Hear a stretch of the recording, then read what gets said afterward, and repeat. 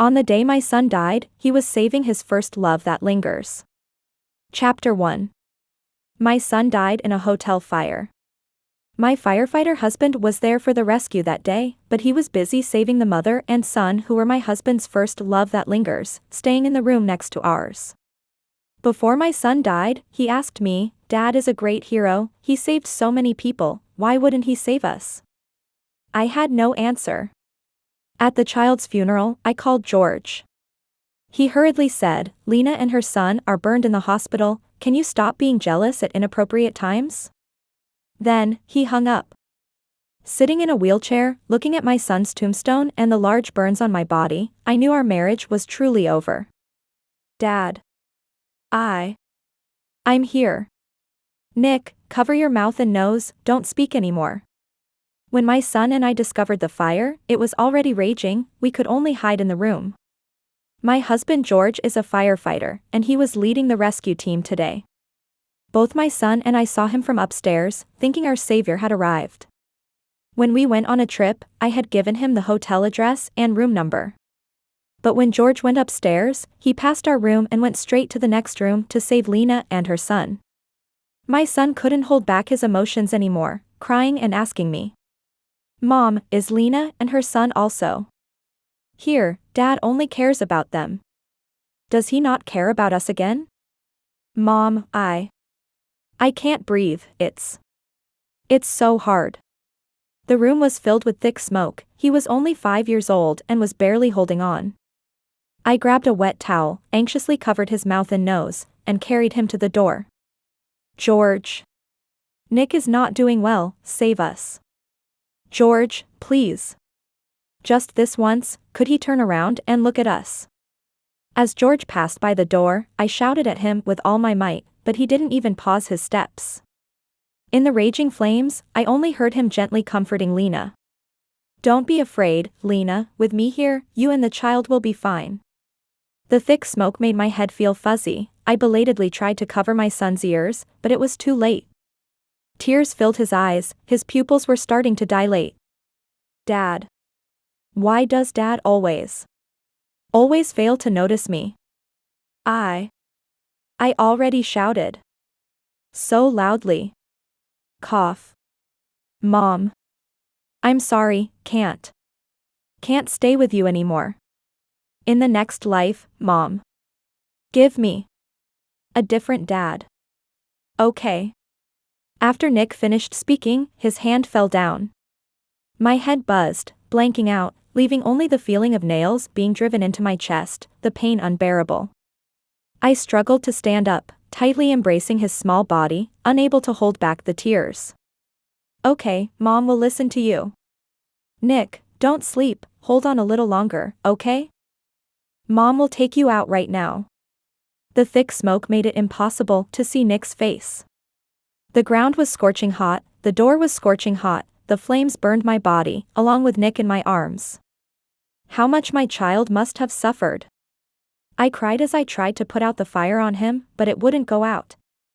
The smoke was thick, the fire was fierce, I couldn't walk, so I crawled on the ground. The hallway seemed endless. In the end, other firefighters came in to clean up and found us, taking us to the hospital. George took Lena and her son to the next ward.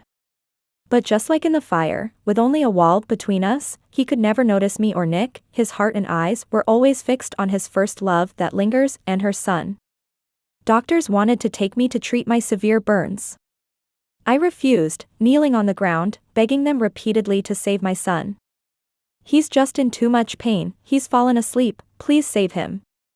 The doctor sighed, took Nick to the emergency room, the defibrillator started over and over, but that small body never opened its eyes again. He said, "The child suffered a lot in the fire, don't torture his body after death." Yes, my Nick was so afraid of pain, how could he bear it? I was severely burned all over, I called my brother to handle the funeral arrangements for my child and the divorce matters with George. The divorce agreement was drawn up on the day I was injured, I signed it.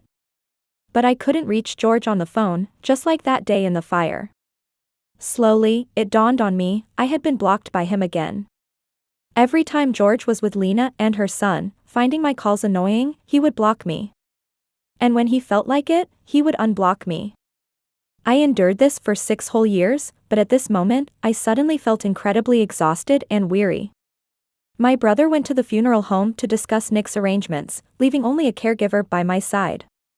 I had the caregiver lift me onto a wheelchair, and I had them push me to the next room to find George.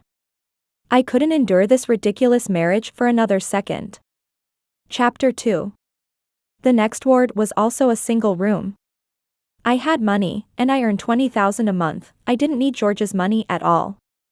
With his meager salary barely enough to make ends meet, how could he afford a private room for Lena and her son?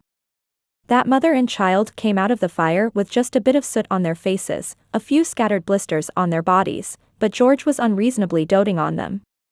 And then I thought of Nick, his small body so disfigured, my chest felt like it was being crushed, making it hard to breathe. Indeed, there's a huge difference between love and indifference. George. I gritted my teeth and called his name. George turned to look at me, his smile fading, his brow immediately furrowing. Trista, who allowed you to come in? Get out. I was afraid of scaring people, so I wore a hat and mask to cover my injuries.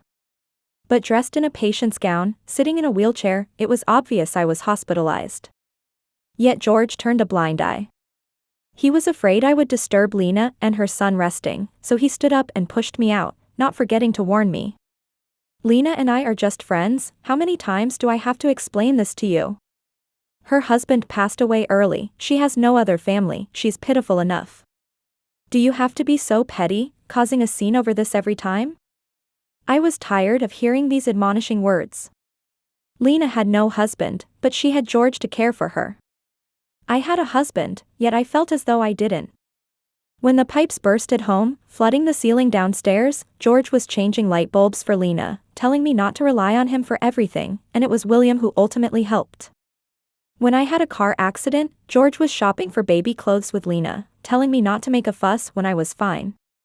When Nick had a high fever and convulsions in the middle of the night, he had to stay with Lena's son, who was scared after watching a horror movie, telling me not to be jealous. The list went on and on. Seeing George's self-righteous look now, my stomach churned, and I didn't want to say a word to him. If you sign the divorce agreement, I'll leave and won't disturb your little family. I handed him the divorce agreement. Thinking I was causing trouble again, George didn't take it, just impatiently said. Are you done yet? Lena and Louis are together, I'm going home. He had always made promises like this to me before, but this time, I couldn't muster any hope. If you don't sign, I'll have my lawyers sue you. And, in 6 days, it's Nick's funeral. From inside, Lena let out a soft cry, George, I'm in pain. Don't worry, I'm coming. Anxious and caring, George replied, not even asking about Nick's funeral, and just walked in. Watching the closed door, it felt like a million knives stabbing my heart, not knowing how to go on, just feeling my chest tighten as I struggled to breathe. Until the day of the funeral, George never asked about Nick. He hadn't even arrived when the funeral was about to begin. Guests started to gossip. Why isn't the child's father here yet? I heard he's at the hospital with a mother and child, that woman is his ex-girlfriend. But still, he should at least come to his own son's funeral, this is outrageous, this is his own flesh and blood. Everyone looked at me with sympathy. Some came over to comfort me, fearing I was too heartbroken. Thinking of how eagerly our child used to wait for his father, I felt like my throat was filled with thorns. Clutching my hands tightly, nails piercing the blisters in my palm, the pain barely suppressed the anger in my heart. This is the child's farewell to this world. I can't mess this up. I told my brother, call George, he has blocked me.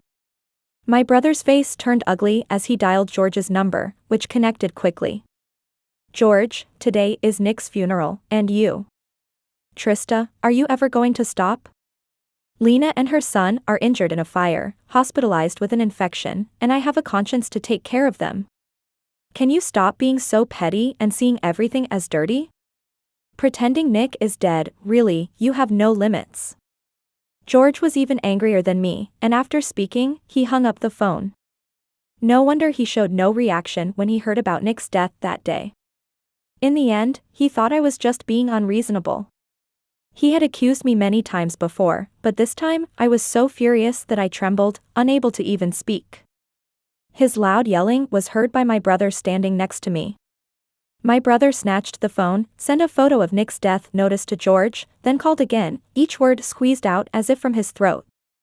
"George, can you see clearly now? It's been a week since Nick's death, and you, his damn father, haven't even shown up once. Are you even human?" Chapter 3. My brother had already spoken seriously enough. Anyone with a sound mind wouldn't consider Nick's funeral a joke. I thought George, knowing the truth, would apologize, regret, feel guilty. But in reality, he said nothing and hung up the phone. He didn't show up until after the funeral had ended. I held on throughout, not knowing who the people were that came, not remembering what they said to comfort me. All I knew was that I sat in a wheelchair, looking at Nick's smiling face on the tombstone, his painful voice echoing in my ears. "Mom, it hurts so much. Mom, why doesn't Dad remember we live in this room? Then why does he remember that Aunt Lena and Louis live in the room next door?" I shouted so loudly, "Why can't Dad hear me? Mom, are we going to die?" Those words replayed over and over, like invisible threads enveloping me, turning into a nightmare I couldn't escape from. After the funeral, my brother took me to the emergency room. I had multiple burns on my body, severely infected from the ordeal outside. I had a high fever, my head spinning, unable to distinguish reality from dreams. I vaguely remembered someone holding my hand, repeatedly saying, "Trista, don't sleep." When my condition stabilized and I was transferred to a regular hospital room, it was already 10 days later. George sat by the bedside, eyes bruised, a stubble on his chin, looking messy and nothing like himself. When he saw me wake up, a hint of joy appeared on his face. "Trista, you finally woke up. You." Seeing him, all that pain, despair, and suppressed emotions rushed in, as if wanting to burst my heart. Smack. I gritted my teeth, sat up, and slapped George hard across the face. How dare he show his face in front of me? George's face swelled up instantly, a hint of bitterness in his eyes. "I couldn't attend Nick's funeral, that was my mistake. If you have any grievances, let them out, don't keep it bottled up, it's not good for your health." Lena, with a pale face, rushed forward and knelt in front of me. As soon as she blinked, tears streamed down her face. "I'm sorry, Trista, blame me if you must. Louis had a sudden heart attack that day, I was terrified, and George was worried about us, so he missed Nick's funeral. It's all my fault, you can hit me, but please don't divorce George because of me." Lena grabbed my hand and pressed it against her face. She had done this countless times before, leaving me at a loss. But this time. Smack. I slapped Lena across the face, feeling unsatisfied, and then slapped her again hard. Despicable. Truly despicable. How can someone like you exist? There are so many single men in the world, why do you have to seduce someone who's already taken? Is it because you need to steal someone else's man to satisfy your despicable mind? As I was about to deliver a third slap, George, with a grim expression, grabbed my hand. "Enough. I've said it, Lena and I are just friends, she doesn't have a husband, a single mother with a child, is it necessary to think of things in such a filthy way?" I yanked my hand away forcefully, not even bothering to argue with him, and disdainfully pointed to the door, "Get out." "Trista, how can you treat George like this, he?" Lena pretended to say something. I grabbed whatever was at hand and threw it at her and George, yelling, "Get out. Both of you, get out." George looked at me with a mixture of emotions, but quickly protected Lena and left, looking pained. In the past, witnessing this scene would have made me sad, but now I was already numb to it. Chapter 4. I was a wealthy heiress, and George was just a firefighter from an ordinary family, we were never supposed to cross paths. During my best friend's breakup, she invited me out for drinks. The bar caught fire, and at my most desperate moment, George found me and risked his life to get me out. He was handsome, saved my life, and I became infatuated with him. After confirming he was single, I pursued him relentlessly until he agreed to date me and eventually proposed. George was a very gentle person, always smiling at everyone. No matter how strange or absurd the situation, he remained emotionally stable. At first sight, he seemed very approachable, but the more you got to know him, the harder it was to get into his heart. After we got married, George handed over his entire salary, took care of all the household chores, and everyone said I married a great husband. However, he treated me with politeness, and intimate moments between us felt more like a routine duty. There seemed to be an invisible barrier between us. I thought he was like this with everyone until Lena got divorced and returned from abroad. That day I saw George lose control for the first time. That day was our wedding anniversary, but he took a day off work just to accompany Lena, and he didn't even come home at night. I later found out that Lena was his ex-girlfriend. They started dating in junior high school, almost 10 years together, with a strong bond. In the end, due to parental disapproval, they were forced to break up. George said he just felt that Lena had no husband, it was tough for her to raise a child alone, so he wanted to help her out. He never did anything to betray me. I believed him. So, I lost miserably. I forgot, betrayal isn't just physical. After George left, he sent me many messages, each one like a short essay. I didn't even want to read them. I blocked him on WeChat and his phone number, called my brother, and had Lena fired. Previously, I didn't know she was George's ex-girlfriend. I heard George had a friend who divorced and had a child. It wasn't easy, and coincidentally, she worked in the media industry, so I suggested she work at my family's company. Now, looking back, I must have been a joke to many people. The day after Lena was fired, George showed up. He frowned. You can be mad at me, argue with me, I can take it. But just because I took a bit more care of Lena and her child, you got jealous and had your brother fire her. You know she still needs to earn money to raise her son. Are you trying to push her to the brink? I stared at him coldly. It's my company, and I can fire whoever I want. If you're unhappy, I can arrange a new position for your first love that lingers. I'm not just firing her. Every penny you spent on her during our marriage, I'll get it all back. Sympathize with Lena? I did, and what was the result? She almost slept with my husband in our bedroom. George's face darkened. Trista, let me emphasize again, I have never done anything to hurt you. She's my ex-girlfriend, and now I only see her as a friend. Just a friend, just a friend, just a friend. I was so sick of hearing that. And sick of his righteous attitude. I couldn't contain my emotions any longer. A friend more important than my life with Nick. It's been 10 days since Nick's funeral. If you had an ounce of care for me and our son, you would know Nick died in room 1217, right next to Lena's room. Nick was screaming for his father, but he watched his father violate firefighting rescue regulations, pass our room, and go rescue another woman and child. I'm not asking you to favor Nick and me. You can save the one you love first, that's fine. Even if you took Lena, hugged her child, and left, you could have asked if anyone else was inside or told the other firefighters there were no more people on that floor, then my Nick wouldn't have died. I shouted hysterically at him, as if I wanted to let out all the pent-up resentment in my heart. George looked at me, his dissatisfaction and annoyance disappearing from his face, replaced by a sudden pallor. He opened his mouth in disbelief, but no sound came out, his eyes filled with pain and unease in an instant. Chapter 5. All of George's mistakes were because of Lena and her child. This was the first time he showed so many emotions for Nick and me. But this is not an honor, more like a blatant irony. George, at a loss, looked at me. I'm sorry, I didn't know. I really didn't know you and Nick were there too. It wasn't intentional. He reached out to pull me, speaking in a flustered and stumbling manner. I forcefully hit his hand. I messaged you about the hotel room on WeChat, more than once. You were busy reminding Lena and her child what to bring when going out and to be safe, but you forgot about Nick and me going out for a trip, didn't you? George's face turned bloodless, trembling as he took out his phone and scrolled through the messages.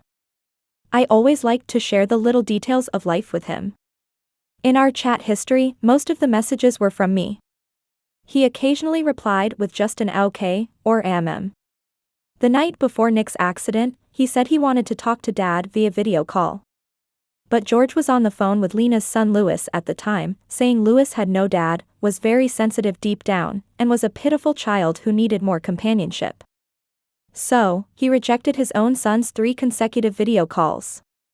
I couldn't bear to see Nick sad, so I said I would record a short video for him to watch.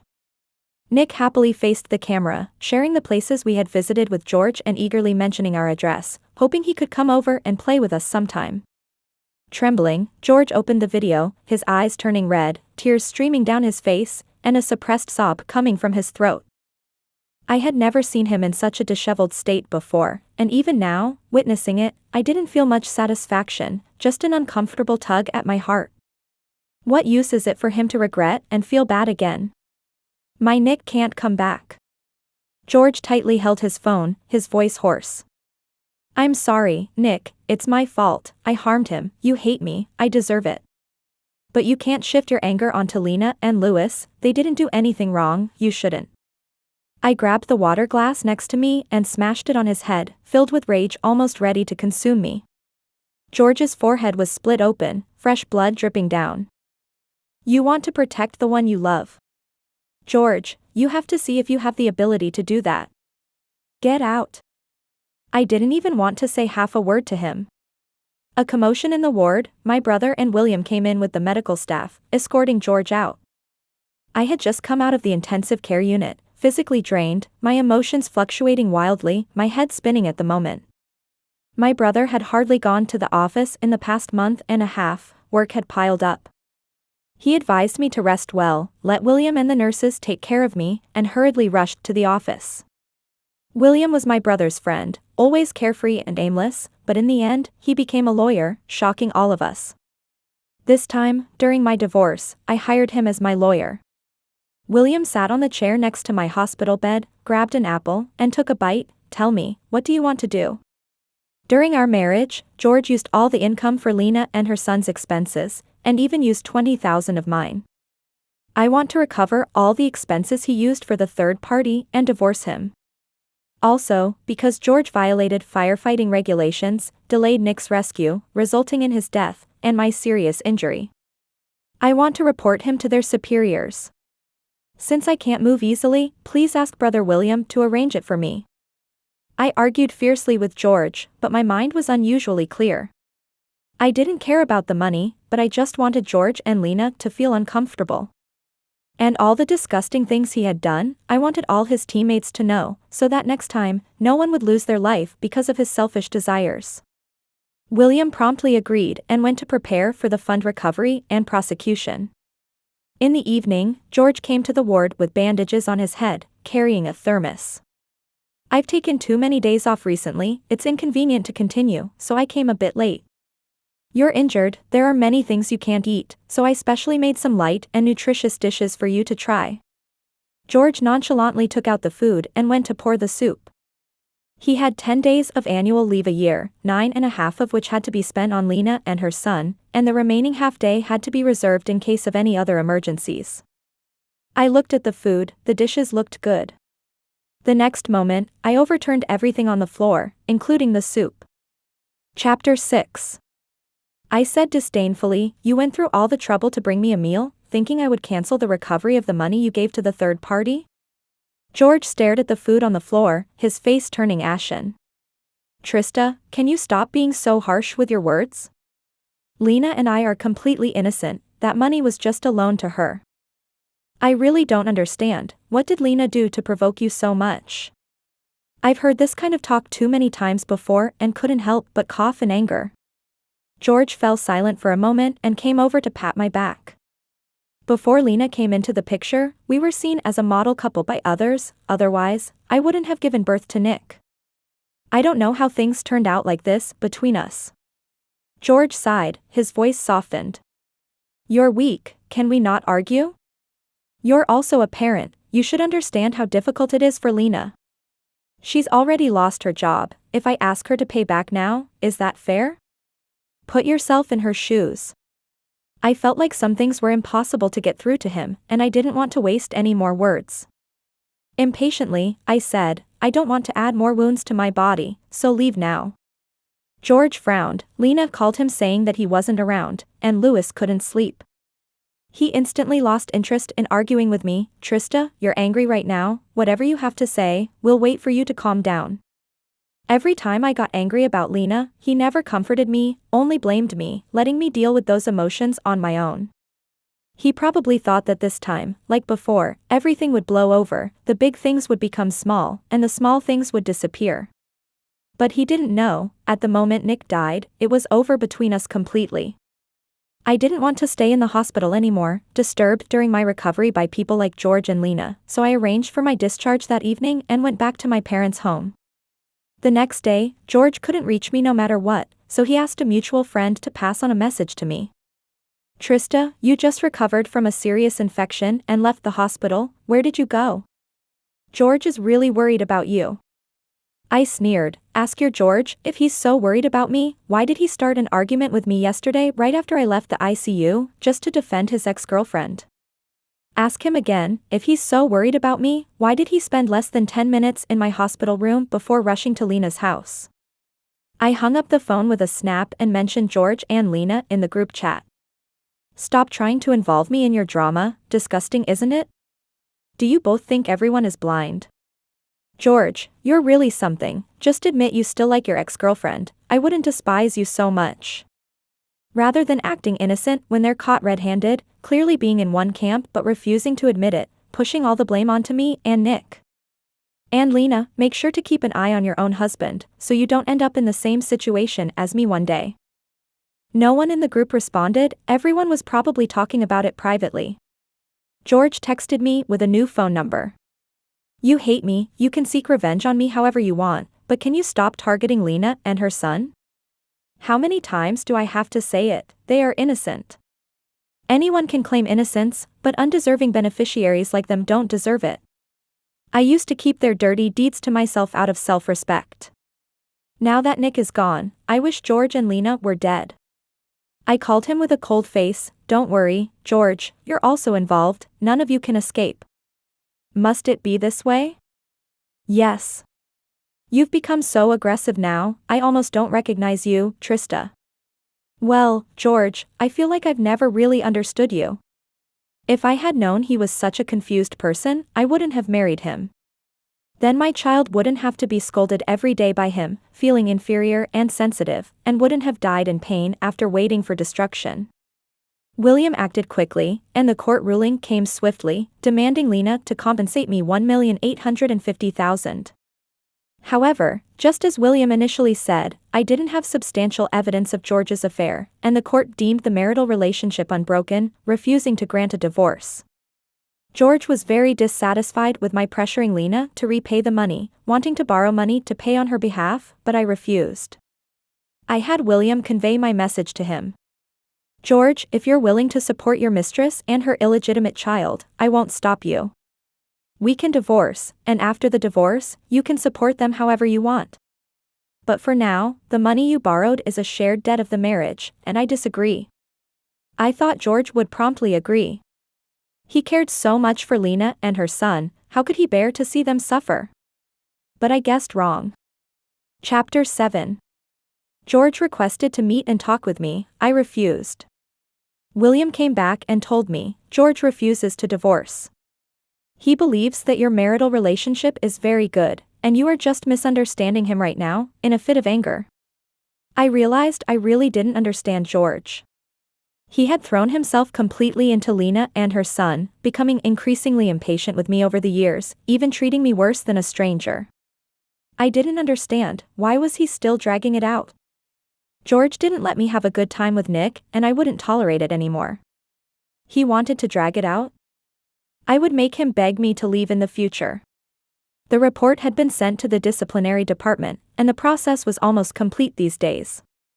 A leader from the disciplinary department called me, saying they wanted to talk to me, and I agreed. A group of people came over, knowing I was injured, and brought a lot of supplements. I just didn't expect that they would bring George along. The leader spoke earnestly, the situation is, George has already told us, this incident is indeed his fault. George, come here, sincerely apologize to Trista. George had lost some weight in these days, with dark circles under his eyes. He came up to me, his voice hoarse. "I'm sorry, Trista, I promise this won't happen again." I tightly held his hand. "You promise?" "What's the use of your promise? Nick is already dead, can your apology bring him back?" "George, you didn't even come to your son's funeral, you're really despicable." George swallowed hard, usually composed and self-possessed, now looking extremely flustered.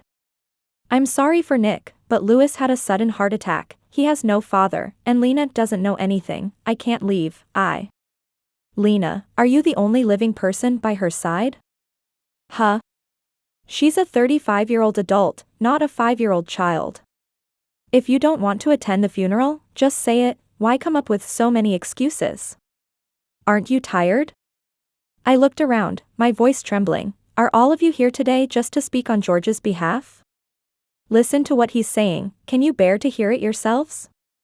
I used to be incredulous and had several paternity tests done between George and Louis, but they indeed had no father-son relationship. Later, I understood, there's a term called loving someone unconditionally.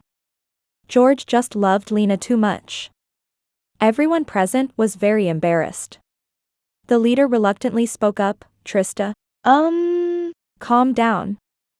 I have to tell you the truth, George is capable, and there are plans to promote him. His future is limitless. You two are husband and wife, if you really report him, his future will be ruined." I didn't respond to the leader, just asked George. "Do you still have the face to continue being a firefighter?" "George, that day, if the person being rescued wasn't you, Nick wouldn't have died. When you were holding your mistress, embracing Louis, did you know that Nick was on the other side of the door, crying out, 'Daddy, it hurts,' over and over again? If someone else had gone to rescue, no one would have died. Not Nick, not Lena and her son." George's face turned ashen, unable to say a word, and hastily ran out in embarrassment. Through the window, I saw the sky heavy with clouds, as if a heavy rain was about to fall.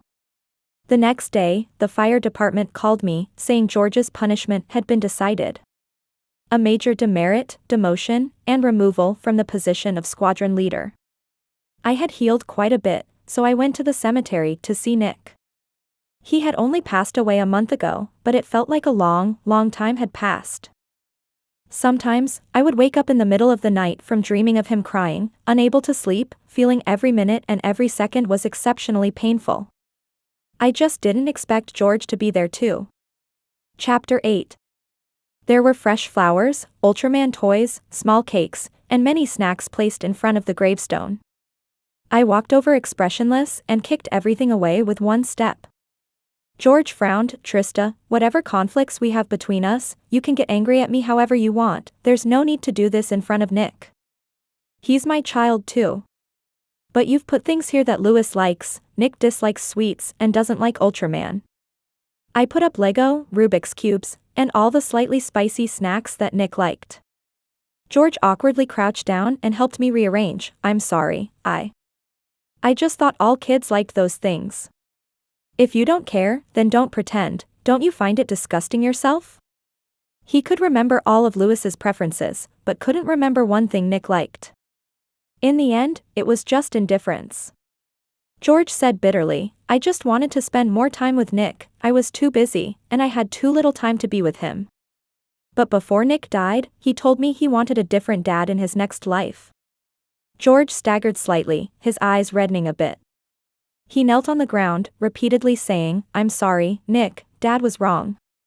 But I just feel he's extremely hypocritical. If you really feel sorry, you should follow his wishes and stop appearing in front of him." George wanted to say something, but Lena called, and he immediately got up. I looked up at him, the guilt, pain, and regret in his eyes had faded away, leaving only resentment. "Trista, I've said it before, Lena and her son are innocent. If you want to blame someone for Nick's death, it's me, not Lena and Louis. You're a mother too, why are you so harsh on another mother and son, not even willing to let them keep the house they live in?" Lena, with George backing her up, had money in her hands but refused to pay back. I had William apply for forced execution at the court, forcing the auction of the properties under Lena and her son's names. They were just kicked out of the house this morning. Don't be afraid, I'm coming. George kept comforting Lena and left in a hurry. See, he doesn't even realize his mistakes, just empty words. As soon as Lena and her son appear, he will endlessly blame me. But George didn't suddenly become like this, everything was foreseen. I remember when we first confirmed our relationship, I asked him, why risk your life to save me, a stranger? He said, it's my duty. But firefighters are also human, aren't you afraid? He smiled, maybe it has to do with my upbringing. Later, I found out that George's father was a firefighter who died in the line of duty when George was 7. His mother was unwell, had no job, and led a difficult life raising him. She passed away when he was 15. Thanks to his father's colleagues, as well as other friends and relatives helping out, he was able to grow up healthy and safe, eventually joining the fire department. Lena's parents strongly demanded they break up because of their poor family conditions and the loss of both parents. George never complained about it, he said no one wants to live in hardship, which he understood. His mother always advised him, we live so comfortably thanks to others' help. When you grow up, do your best to help others within your means. George was always optimistic about life and eager to help those in need, even using the little money he earned to support those in difficult situations. I have money in my family and don't rely on him for support, always finding him quite kind, which is what I love most about him. But what I later detested the most was also this. Whenever Lena and her son sought his help, he would never refuse, just like helping anyone else. From being calm at first, to panicked, and finally angry. George could never understand why I was angry, he would only disappointingly blame me. I used to help others, and you never said anything. Why do you have to be so petty and jealous with Lena and her son? I've never crossed any lines with her, can't you stop being unreasonable and jealous all the time? I detached from the memories, spending over an hour with Nick before returning. I don't know if it's because I didn't check the almanac before going out today, encountering George during the worship, and then coming back to see him with Lena and her son. However, they were upstairs, I was downstairs, surrounded by a crowd of onlookers. Lena was holding her child, standing on the edge of the balcony, while George, along with the police and firefighters, were trying to calm her down. Downstairs, the air cushions were already set up, with fire trucks waiting on the side.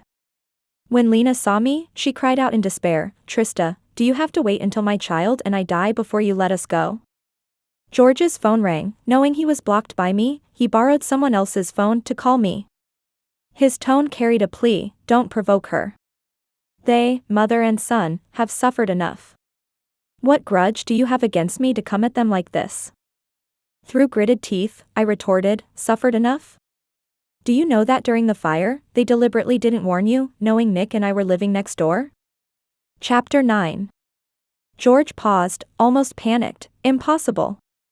Lena is kind-hearted, she would never do such a thing. Blind eyes and a blind heart, always believing only what they want to believe.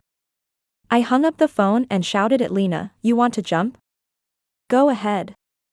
If you can't bear to let your child jump, then jump yourself. Before I finished, the police and firefighters rushed over in excitement, frantically trying to stop me. Many onlookers also looked at me with accusations. I smiled, about to shout, when a loudspeaker was passed over. It was William. He raised an eyebrow at me, shouting is a waste of your voice, and you'll only upset your brother. He has repeatedly instructed me to take good care of you.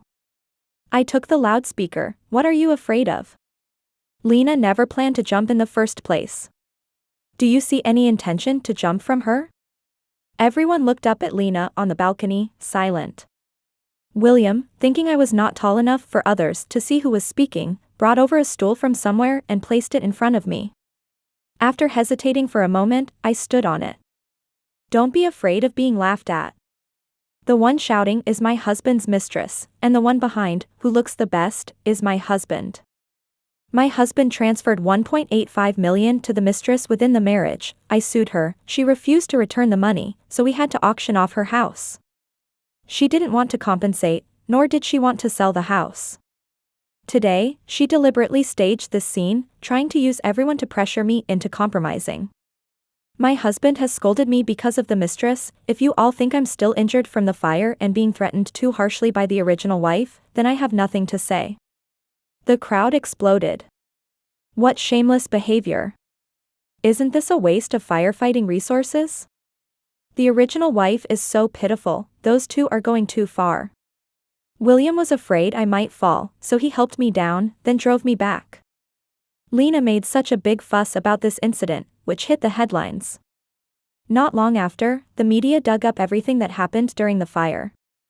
In the fire at the New Sunshine Hotel on the 15th, George led the rescue team but disrupted the rescue order due to personal desires, prioritizing rescuing his ex-girlfriend Lena and her son.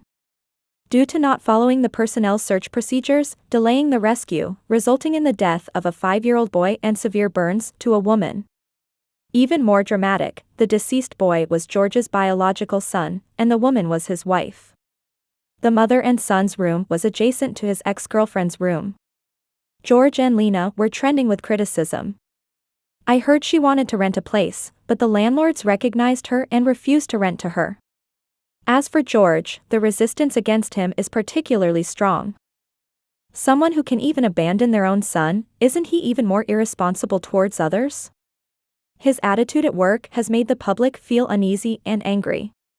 George tried to contact me multiple times, all unsuccessful. Finally, he found a lawyer to file for divorce. William is my divorce lawyer, and he also acted as the mediator between George and the other party's lawyer. He said George had a message through the lawyer. He said, Lena was just too panicked on the day of the fire, forgot about you and Nick next door. He thinks you didn't understand the situation clearly and pushed them to the brink. He is very disappointed in you and has decided to divorce you. Is it that he is too gullible, easily deceived by Lena, or that he dare not face the fact that he helped someone with malicious intentions, resulting in the death of his own son? I'm not sure, and I don't have the mind to investigate further. When I loved him, I racked my brains to find excuses for him, trying to find even the slightest evidence that he loved me and Nick. But now, none of that matters. William, come with me to talk to George about the divorce.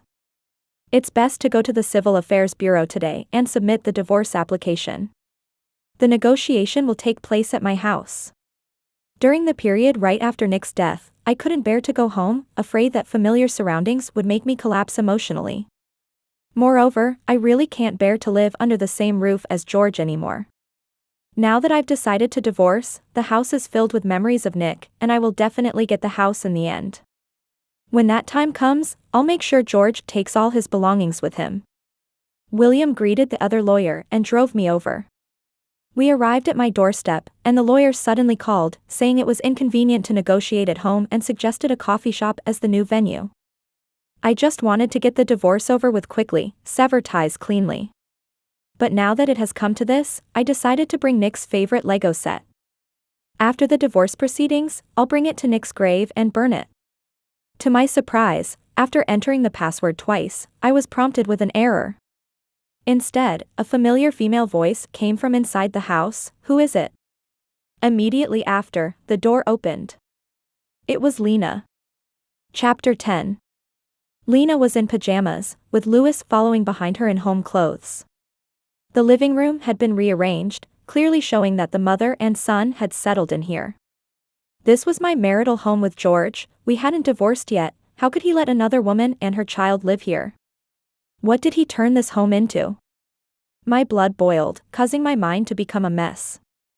Seeing me in a rush, Lena tried to close the door in a panic. William impatiently clicked his tongue and kicked the door open. You can't come in. Lena tried to stop me, her voice trembling. Get out of the way. I pushed her away and rushed in. When I saw that the bedroom was completely different, with no trace of Nick's life, my mind exploded. Nick's clothes, shoes, toys, and photos? Where are they? I grabbed Lena by the collar, my emotions on the brink of collapse. She avoided my gaze. But Louis answered for her. Mom said it's bad luck to keep things that belonged to a dead person in the house, so she threw them all away. The last string in my mind snapped, and I screamed, pulling Lena's hair and landing several hard slaps on her face. She fell to the ground, and I straddled her, wishing I could just kill her. Why?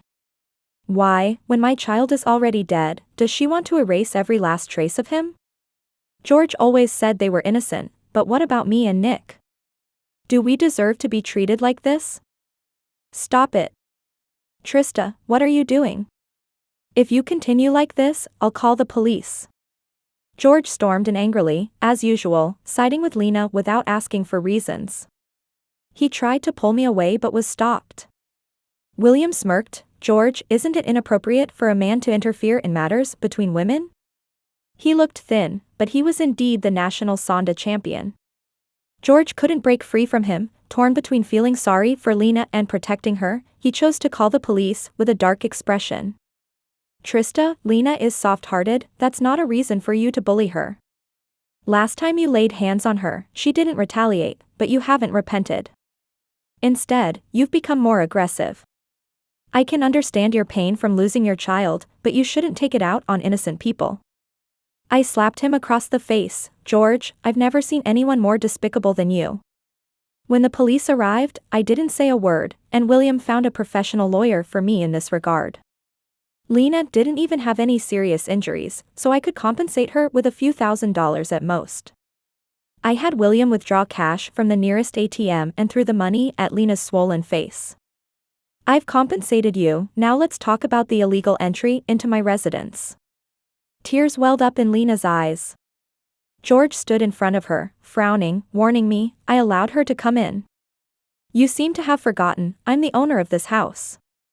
His family wasn't well off, although his salary was okay. Buying a house was difficult, and it would take at least 20 to 30 years to pay off the mortgage. Our house and car were both bought by me. Only now did George remember this, hesitating for a moment before saying, You don't have to be so serious about this. Have you forgotten that you were the one who called the police, George? You killed Nick and threw away all his belongings. You tried to erase everything, but you say I'm the one being serious. You really know how to twist the truth.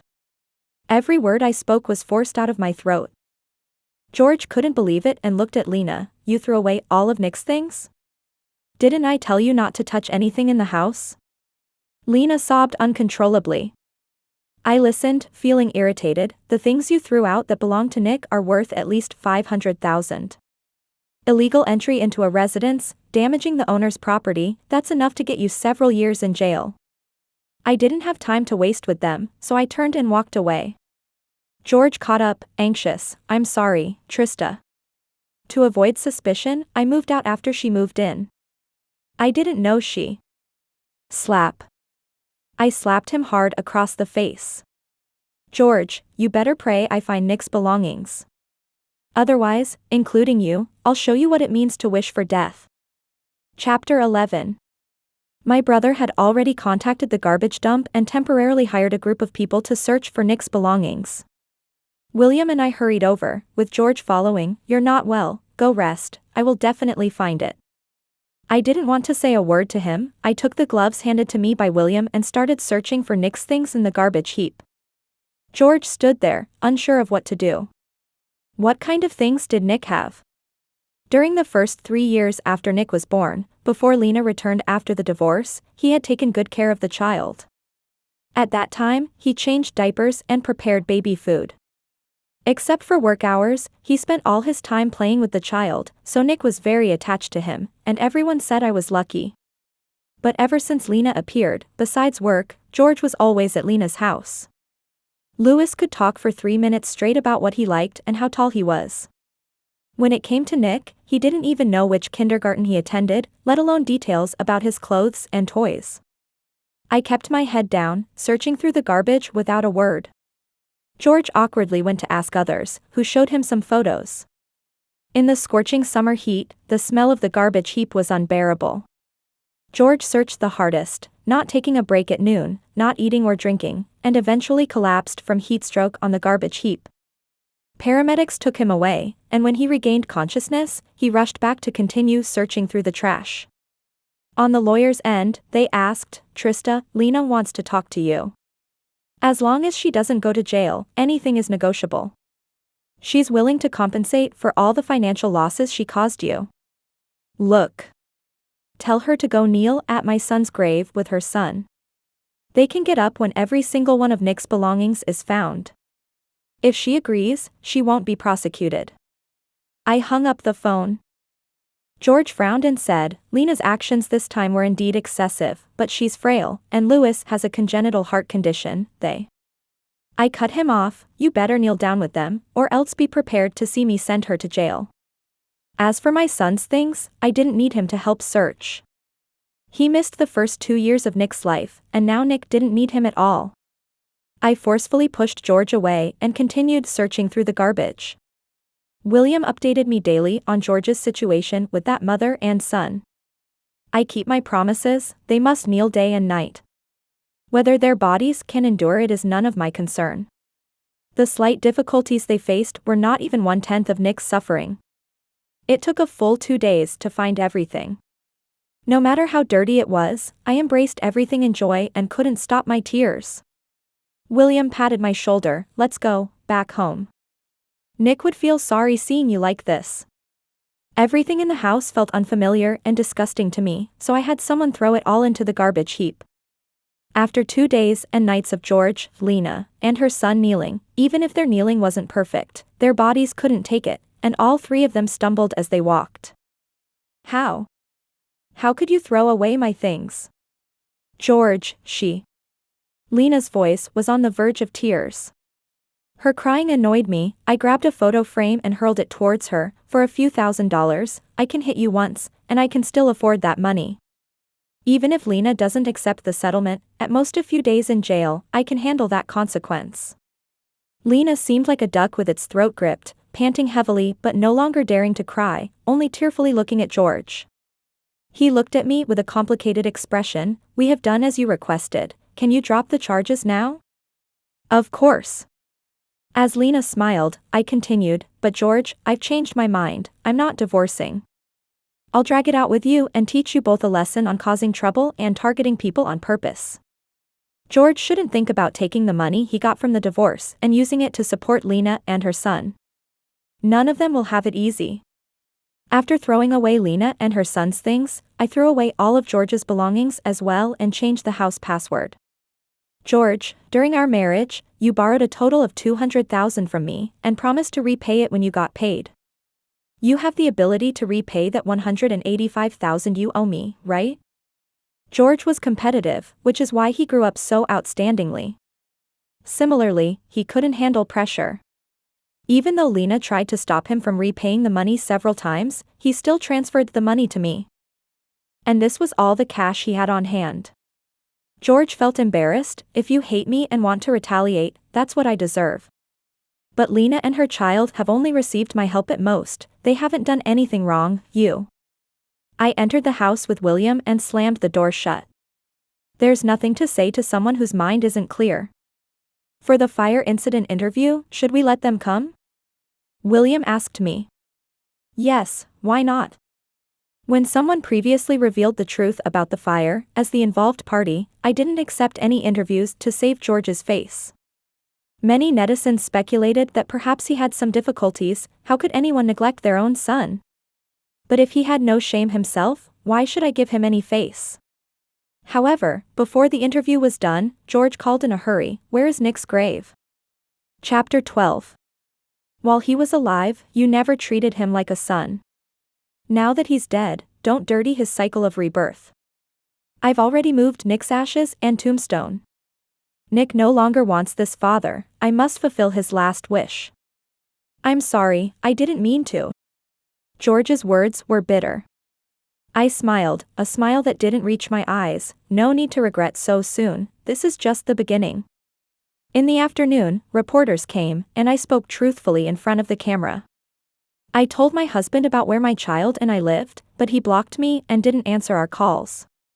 He said he needed to work, to be with Lena and her son, afraid that we, mother and son, would disturb him. When he rescued that mother and child, he passed by our room, my son. Nick kept calling for his father. But he was worried that the burns on the mother and child would get worse, so he hurried to get them out. Without searching the other rooms, he told told the other rescue team members that there were no other trapped individuals. This delayed the golden rescue time. My son died. I remembered how Nick lay in my arms, choked several times before finishing my words. The video was uploaded, causing a stir once again. Considering the negative impact caused by George, the fire department suspended his work. I created a group chat with all my acquaintances. I'm Trista, George's wife, sorry to bother everyone. Just recently, there have been many family matters, and I need to tell you all the truth. If George borrows money from you, it's all for taking care of Lena and her son. I personally won't take on these debts. He has no savings or other fixed assets, only his monthly salary to use for repaying debts. Please consider carefully before lending him money. I was foolish to repay the money George used to support Lena and her son. This isn't baseless worry on my part. He had previously lent money to the mother and son to buy a house. Considering George's inability to repay, most people wouldn't lend him money. But he had helped many people before, and some were willing to lend to him. When George helped Lena and her son rent a place, I had someone find out their address. After they moved in, I had hooligans come over to throw feces, spend money on flowers, write in blood, hang banners, and throw rotten vegetables. Green tea mistress, you deserve a miserable death.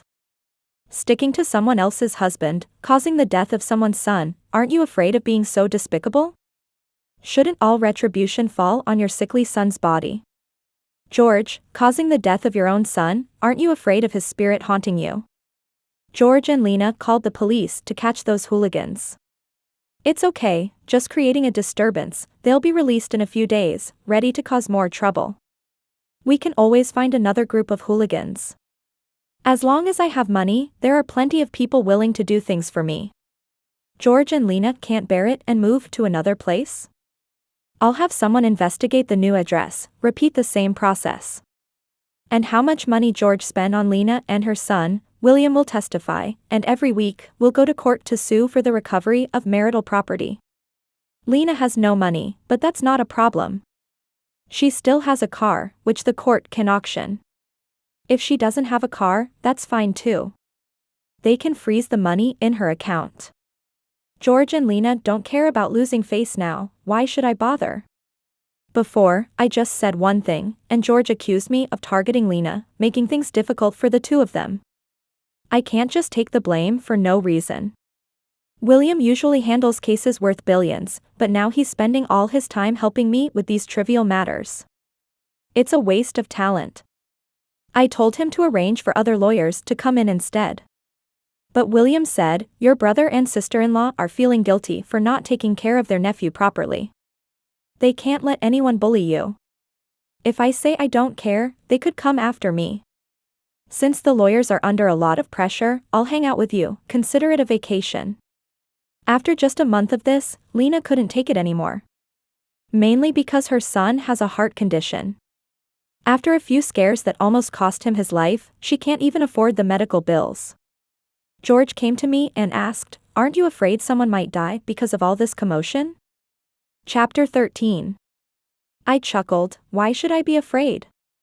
George never expected my response, someone dying is serious, you could end up in jail. If I end up in jail, so be it.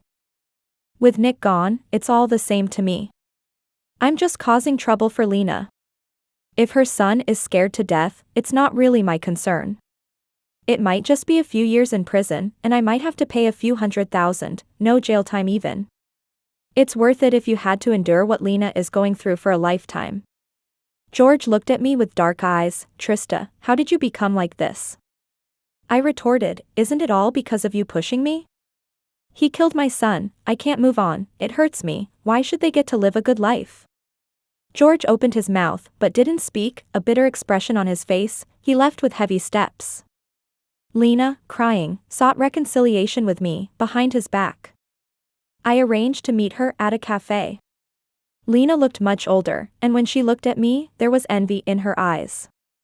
I envy you, Trista. You're so capable, with a good background, and married to a good husband. Unlike me, my parents forced me to marry a man 20 years older who abused me, just for some dowry. They ruined my life. I sipped my coffee. I didn't come here to hear your sob story. Her parents wronged her, not me. I'm not George. If she plays the victim, she'll be forgiven. Lena forced a smile, but there are some things I've kept inside for a long time. Since middle school, I've always liked George. When I first got divorced and saw George, I was worried he'd hate me for marrying someone else. But he's been very kind to me. I couldn't help but wonder if he still likes me as much as I like him, if he still loves me. Every time I intentionally said something provocative to him, watching him get jealous when I fought with Louis over you made me feel warm inside. But after all these years, I have to tell you the truth. George helping me with Louis was out of sympathy. He never did anything inappropriate with me. I've thought about seducing him, but he never gave me the chance. Now that I'm with George, I'm paying the price for it. I'll leave, and please don't make things difficult for him anymore. Losing a child, he's suffering too, not much better off than you. Lena's long speech poured out many heartfelt words. I didn't respond immediately, just played with my phone. Ding dong. Lena's phone rang. She opened it, and her face turned ugly when she saw the message on it. Because I sent the video to all my WeChat groups and friends, including her and George. Do you think a few soft words from you will make me let you off the hook? No matter how miserable she is, it's not a reason for her to make things difficult for me and Nick. Lena turned pale, her legs turning weak as she sat down on the ground. Without even looking at her, I walked out.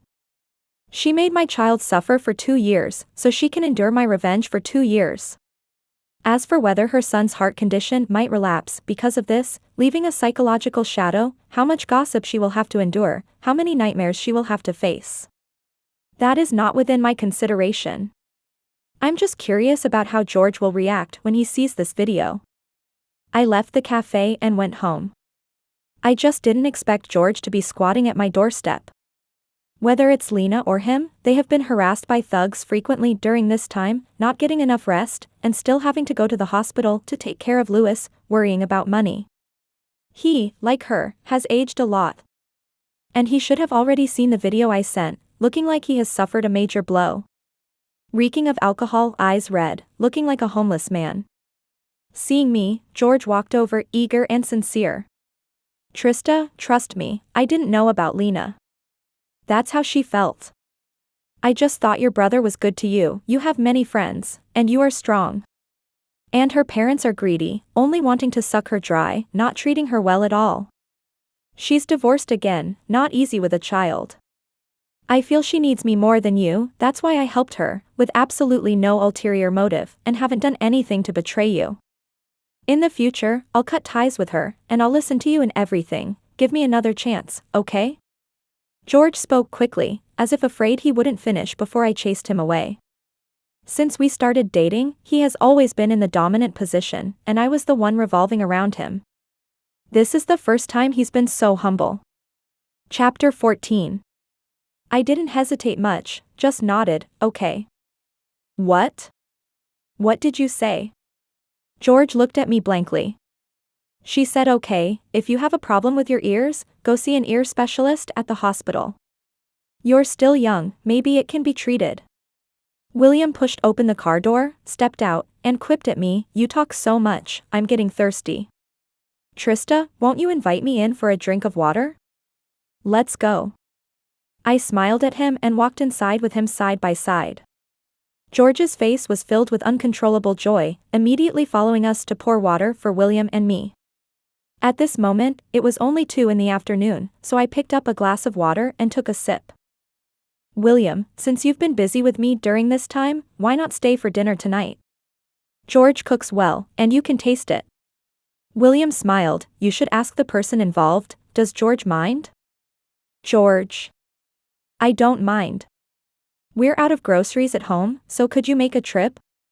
William and I are tired, so we won't accompany you. Without even lifting my head, I said to William, I noticed you always wear this tie, so I picked out a few for you. They'll be delivered in the next couple of days. I also bought some cufflinks to match. William teased, usually, it's the girlfriend who buys these things. Is it okay for you to buy them for me? You're my brother's good friend, and we don't have any differences like siblings. What's wrong with buying a few things for you? By the way, I remember you mentioned having a headache. I have some free time now, so I can give you a massage. I stood up, walked behind William, and massaged his head. Lean on me, it's more convenient this way. William raised an eyebrow. Your husband is here, this. What's the matter? We have a clear conscience. Those who think too much have something to hide. He didn't say anything more, leaning on me with his head just below my chest, in a rather intriguing position. George stood by the side, his expression changing, not moving for a good while, several times on the verge of speaking but stopping. He resembled the past me so much. I turned to look at him, the smile fading from my face. If you don't want to cook, just say so. William and I can eat without this meal. George's eyes dimmed. It's okay, I'll go now. He went out to buy groceries and cook, taking a total of 4.5 hours. After he finished cooking, I went in to take a look. The flavors are too bland, which William doesn't like. You eat at home, we'll go out to find a restaurant. Ignoring George's dark gaze, I went out, called for William, linked arms with him, and left while chatting and laughing. When we returned in the evening, George had tidied up the house spotlessly, just like when we had just gotten married. It's late, and we have plenty of rooms. William, you can sleep here tonight. William patted my head. Our Trista has grown up and knows how to care for people. I leaned against him, hugging his neck, of course. William, you've been good to me, so I must also take care of you. George, who had been silent all along, couldn't hold back anymore. Trista, are you trying to get back at me? His words sounded anxious and pained. Perhaps the previous me felt pity, but the current me was calm and undisturbed. What revenge? You're overthinking it. It's not safe to drive at night, so I'm letting him sleep here for the night. Why do you even care about such things? I muttered discontentedly, then ignored him and coaxed with William, asking him to watch a drama with me. George only watched the news and didn't watch any TV dramas. I shared what I watched with him, but he just responded with a simple, William was different. He usually dealt with divorce cases, and when he saw something interesting, he could share some of the dramatic divorce cases he had encountered with me. We chatted animatedly, and George couldn't even get a word in edgewise. Occasionally, he would try to interject, but no one paid him any attention. Sitting by the side, his gaze grew increasingly dim. When it was time to sleep, George had already gone back to the master bedroom. I deliberately picked out a sexy nightgown from a pile and changed into it before heading out. Where are you going? George asked, frowning. William has trouble sleeping, so I'm going to give him a massage. You're going dressed like that? You're a woman, he's a grown man. Do you think it's appropriate for you two to be like this? George, we're just ordinary siblings. Don't be jealous without reason. All these things that happened today had similar occurrences in the past, and George had said similar things to Lena as well. I was just reciprocating, nothing more. It couldn't be considered excessive. I thought George's stubbornness would last at least another month. But unexpectedly, it only lasted 2 days before he couldn't hold on anymore. When George came to me with the divorce papers, he had dark circles under his eyes. I'm sorry for the hurt I caused you and Nick in the past. I always thought. He thought that as long as he didn't cheat, he wasn't betraying me and Nick, it was just me being petty. He always confidently and self-righteously spoke those words, but this time, he couldn't bring himself to say them, finally showing some shame. The divorce agreement stated that he would leave with nothing, and with just a glance, I signed it cleanly and submitted the divorce application to the Civil Affairs Bureau. After the cooling-off period, we went to the Civil Affairs Bureau and obtained the divorce certificate. George, who used to abstain from alcohol, now drank all day long, looking disheveled and different from the past. He resigned and told me he wanted to go teach in impoverished mountain areas as a way to make amends to Nick. He was leaving the next day. From the time we met until now, he saved my life and took my son's. I fell in love with him because of a fire, and then hated him because of a fire. Now that my revenge was successful, seeing him so dejected, I felt no satisfaction, only a sense of suffocation. Clearly, we were once a happy family of 3. I didn't say anything, just turned and got into the car. Lena, with Louis, was harassed by people I arranged all day long, leading a miserable life. George went to a remote mountain area to teach, earning just over $2,000 a month, living a frugal life. I heard he discovered a woman who had been trafficked and wanted to help her, but the villagers broke one of his legs. Eventually, they rescued the woman, but George had to move to another place to teach. All those who had mistreated Nick were leading miserable lives. But Nick's death still weighed heavily on my heart, keeping me awake all night, unable to focus on any work. I signed up as a volunteer, doing charity work everywhere. Only the fleeting satisfaction of busyness and helping others could briefly fill the emptiness and anxiety in my heart. Perhaps one day, I will be able to let go of Nick and embark on a new journey. Chapter 15. George's perspective.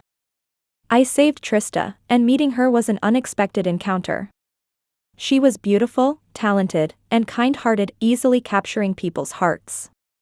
Initially, I didn't plan to get too close to this young lady. After all, her conditions were excellent, and I was just a firefighter, orphaned by both parents. Even Lena's ordinary family was reluctant to marry their daughter to me, let alone Trista's wealthy family. But the more I interacted with Trista, the less control I had over my own heart. I had a long conversation with Lena about our love, and our relationship was good. But she often nagged me to save more money to marry her, instead of always thinking of helping others. There are so many poor people in the world, and we can't help them all. It will only empty our wallets. However, after my father's death, our family received help from others. At 15, after my mother passed away, everything I had was supported by others. They wholeheartedly helped me without expecting anything in return. My mother always told me, "You are young now, your main task is to study. But since you have received so much help from others, when you grow up and have the ability, you must give back to society as much as possible, so you won't be unworthy of their assistance." I grew up and had the ability, so I should help others. When I saw the weak and vulnerable, I tried to ignore them, but I couldn't pass that moral test and couldn't sleep at night.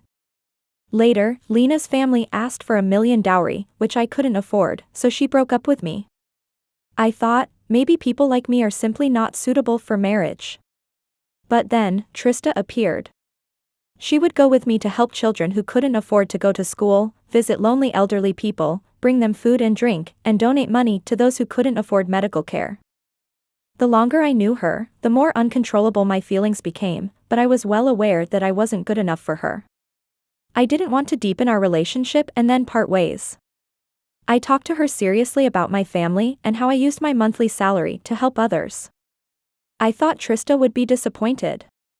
But she brightly said, "In modern society, it's hard to find someone who can do what you do. It's a noble quality, why would you think it's a flaw? My family is wealthy, and I earn at least $20,000 a month. I don't need you to support me. You can rest assured to help others, I have no objections." Trista's parents had passed away, and she only had a brother and sister-in-law. They weren't very pleased with me, but respected her decision. We got married. Every time I think back on that time, it feels like a beautiful dream. I married the person I loved, and she supported everything I did.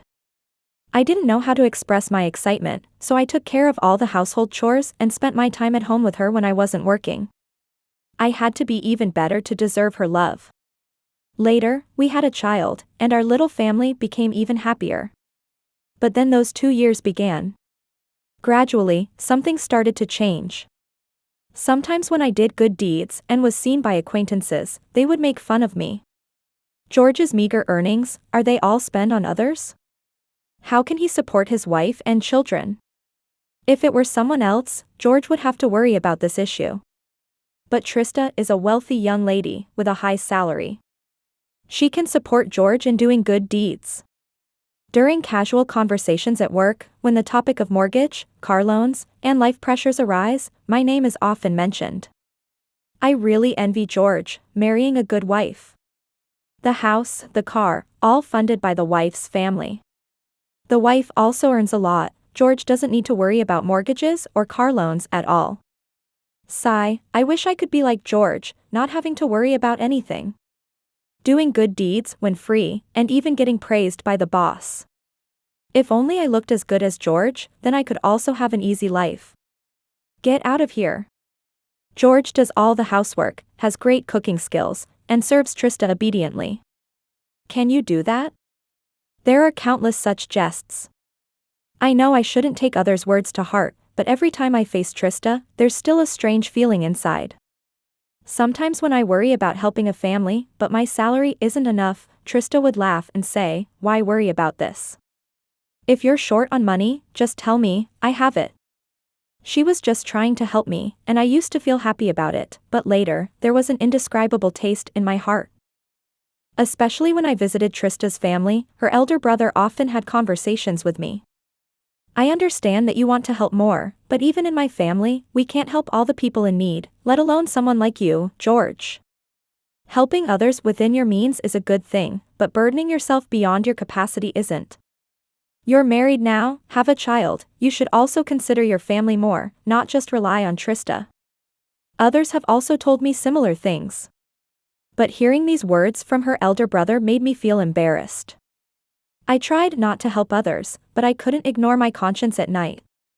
I also tried to earn more money, but I was just a firefighter, with no other means of earning. When I returned home from work, I still managed all the household chores, cooked meals Trista liked, but my state of mind had changed. The year Nick turned 3 was a particularly difficult one for me.